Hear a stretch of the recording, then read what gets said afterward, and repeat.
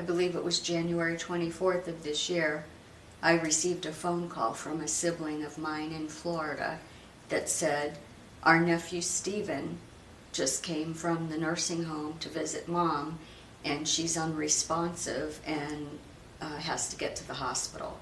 But she waited probably over an hour, and we don't know how long she was in the state she was in. It was only through God's grace that my nephew was there and observed her and knew that something was wrong.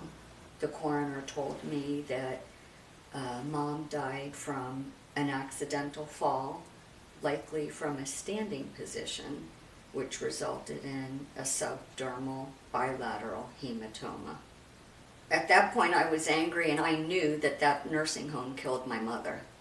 So I live in Las Vegas, and one day I had the news on, and I saw that there had been, because of Hurricane Irma, deaths at a nursing home. And coincidentally, my sister Nicole called me to tell me that the deaths occurred at the nursing home where our mom was a patient and killed in January of this year.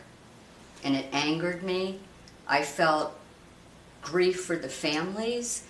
I was just distraught about it, and it just opened up very new wounds in our mother's case.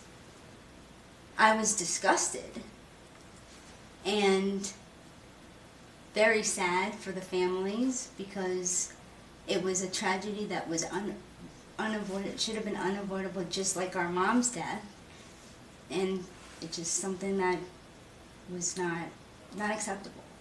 Obviously, what this tragedy has done with Irma has opened up this scab that this family had, because really their sole purpose in fighting for the justice for their mom was to send out those warning signs, was to try to right a wrong and correct something. And while we are very pleased to hear just today that the facility is permanently closed, it is a little bit too late for those other victims, and we are so sorry that we couldn't do more through the civil justice system to raise awareness, because that was what we tried to do. I will fight to my last breath that they never open again or do business, and that people are, if they're responsible, prosecuted to the fullest extent of the law.